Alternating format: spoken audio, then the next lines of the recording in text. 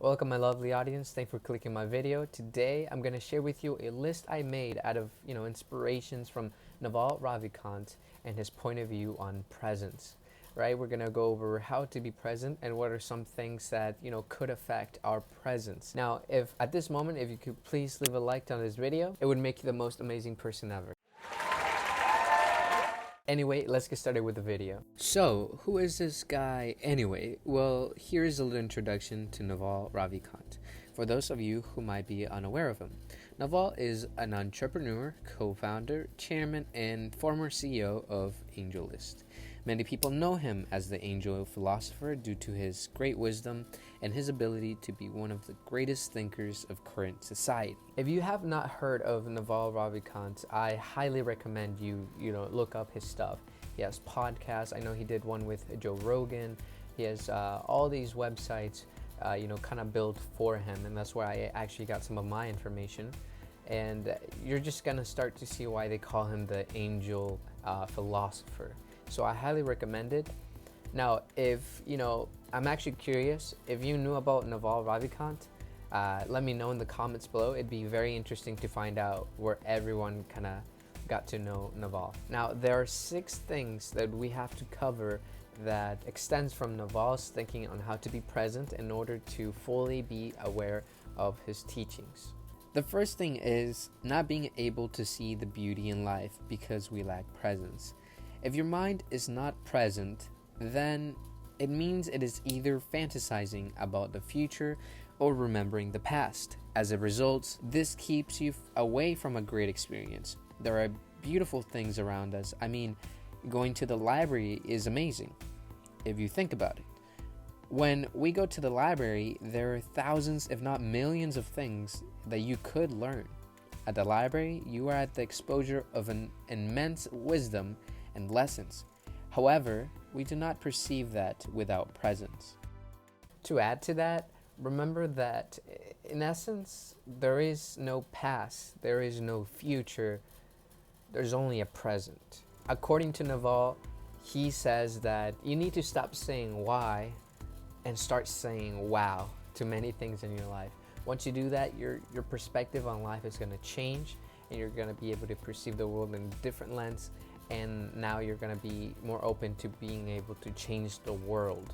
You see, there are amazing things around us. We just have to open our minds and eyes to them and actually be in it. And we do that by presence. Now, the second point is that present leaves the door open for happiness to come in.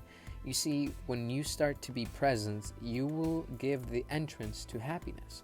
When you are present, you start to enjoy what you can. When you are present, you leave the door open to negativity. In full presence, work can be done and happiness can be shared. You see, as strong as this sounds, we all are going to die one day, and even with a legacy, we will most likely be forgotten in 3 generations. So, enjoy what you can. Don't compare the past with the present, otherwise it will assassinate your happiness. The third thing is that presence is going to bring you honesty. Why? Because being present or not being present means that there is a disconnection between what you say and what you think, right? When we have that disconnection, your mind either goes into, worrying about the past or the future. I mean, you have to ask yourself, what if this is the best moment you're ever gonna have again? The fourth thing is that presence can change negativity and is the key to avoid it. You see, being negative is kind of the default setting of your brain. It will, after all, make you survive, but not live life, right? Well, the more you judge, the more you separate yourself from reality.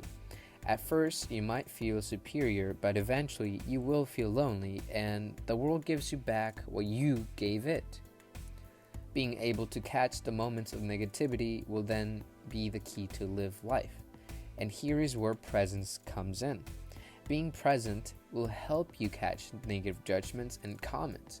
Being present enables you to catch these negative moments and start to see a different perspective. You see, every time you catch a negative thing, you could ask yourself, what is the positive interpretation of this? Eventually, with practice, shifting the negativity into positivity will be like blinking. And this can only be achieved if you are present about it, right? If you are in full presence. The last thing, screen time kills presence. You see, we crave things that will make us present.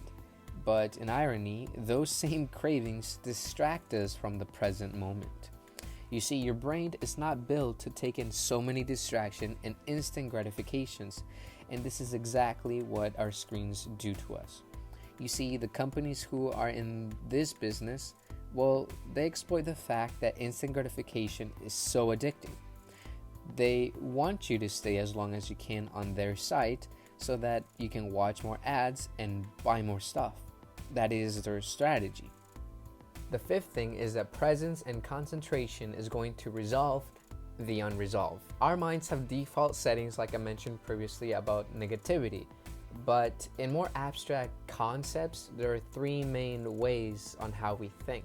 The first one is association, where you associate so many things that interrelate with your life. For example, you start zoning out because someone mentioned pickles and you like pickles, and then you remember that one summer vacation where you ate from a pickle jar and then took a picture with it, and then that brings you back to your family, and it just starts going in this interchanging thoughts connecting everywhere, right? That's association. Then contemplation is the second one, which is more of like the scientist type of thing, where you have to think about certain solutions, contemplate on your scenarios, contemplate where you're going, where you are, and where you might be, right? Things like that. And then the last one is going to be concentration. At last, what we are looking for. So why do you even want to be in this concentration setting in the first place? Well, you see, we have to reach concentration because the resolved or the unresolved is going to become resolved in the end. This means that, annoyances, hurt, regret, resentment, all those deep thoughts that we have suppressed for the most of us to, be able to live a life, they're going to be resolved. How then do you approach this concentration setting then? Well, the answer is by doing nothing. No, seriously, by meditation, or in other words, not doing anything, right? You see, Naval explains this as once you have nothing to do, those deep inner thoughts are going to rise back up. You see, in your daily life, you have distractions, you have your phone, you have all these things that you have to do, like work, run, maybe socialize.